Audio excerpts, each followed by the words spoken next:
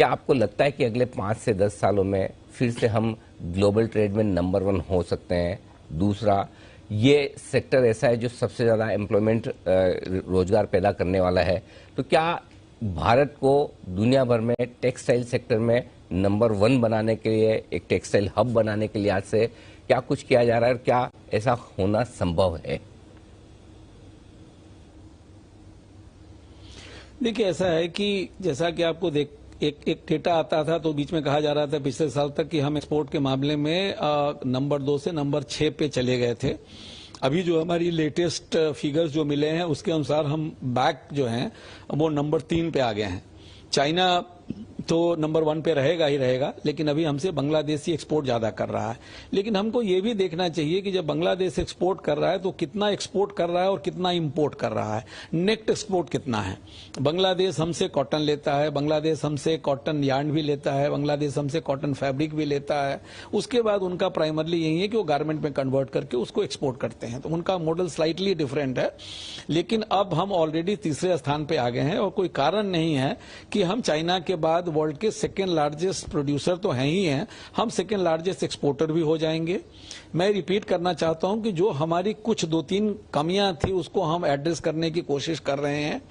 एक तो जैसे रॉ मटेरियल पे बात होती है, तो रॉ मटेरियल में सही है कि हम कॉटन के लार्जेस्ट प्रोड्यूसर एक्सपोर्टर हैं, लेकिन कॉटन में एक हमारी समस्या रही है कि हमारी कॉटन की प्रोडक्टिविटी नहीं बढ़ रही है। पिछले अगर देखा जाए तो 6-7 के बाद से कॉटन का प्रोडक्टिविटी ऑलमोस्ट बराबर है। तो अगर हमको ज्यादा प्रोड्यूस करना है अगर कॉटन बेस्ड, तो हमको रॉ मटेरियल भी इंप्रूव करना पड़ेगा। तो इसके लिए सरकार ने एक टेक्सटाइल एडवाइजरी ग्रुप भी बनाई है और हम कॉन्स्टेंटली आज के दिन में स्टेट गवर्नमेंट के साथ और जो हमारी agriculture and farmers welfare ministry है उनके साथ और इंडस्ट्री के साथ मिलकर हम ये कोशिश कर रहे हैं कि कैसे बेस्ट प्रैक्टिसेस कॉटन में आए, कॉटन की प्रोडक्टिविटी कैसे बढ़े, हाई डेंसिटी प्लांटेशन की बात है और भी बहुत सारे एग्रोनॉमिक प्रैक्टिसेस की बात है, सीड्स इंप्रूव करने की बात है। तो एक तो है कि कॉटन जो रॉ मटेरियल जो हमारा स्ट्रेंथ रहा है उसकी प्रोडक्टिविटी जो एक स्टैग्नेंट हो गई है उसको कैसे बढ़ाया जाए। दूसरा जो मेजर आएगा, दूसरा रॉ मटेरियल है बेसिकली वो मैनमेड फाइबर का रॉ मटेरियल है। आपको पता होगा कि मैनमेड फाइबर का जो रॉ मटेरियल बेसिक आता है वो रिफाइनरी के बाई प्रोडक्ट से आता है और इंडिया में रिफाइनरी की कैपेसिटी बहुत ज्यादा है। अब वो नेफ्ता में पहले कन्वर्ट होता है। हमारी कोशिश ये है कि नेफ्ता को नेफ्ता के हिसाब से ना बेचकर अगर उसको हम पीटीए और एमईजी में कन्वर्ट करें तो हमारी यही है कि जो हमारे पीटीए एमएजी मैन्युफैक्चरर्स हैं उनके साथ हमारी बात हो रही है कि नए इन्वेस्टमेंट और कैसे लाएं। काफी इन्वेस्टमेंट आ भी रहा है, जैसे जो हमारा नई रिफाइनरी आई थी उड़ीसा में पारादीप में, उसके बेस्ट आईओसीएल वहां पे पीटीए एमईजी का प्लांट लगा रहा है। तो एक तो हमारी कोशिश ये है कि रॉ मटेरियल दोनों साइड में, जब तक रॉ मटेरियल सिक्योरिटी नहीं होगी तब तक हमारे लिए एक वर्ल्ड चैंपियन थोड़ा होना मुश्किल होगा।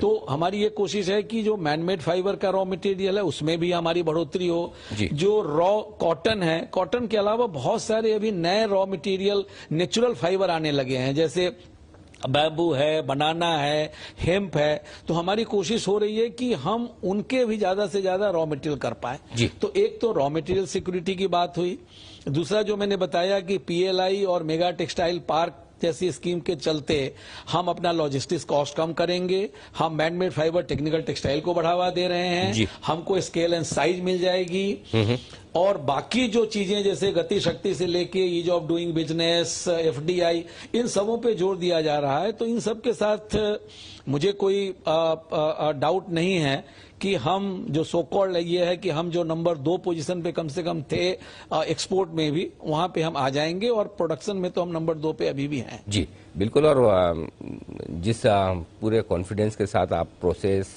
टेक्सटाइल सेक्टर की जो प्रोसेस है, पोजीशनिंग है हमारी और जो आगे प्रोस्पेक्टिव्स है उस पर आप बात कर रहे हैं, आई एम श्योर कुछ न कुछ बेहतर और बड़ा होता दिखेगा।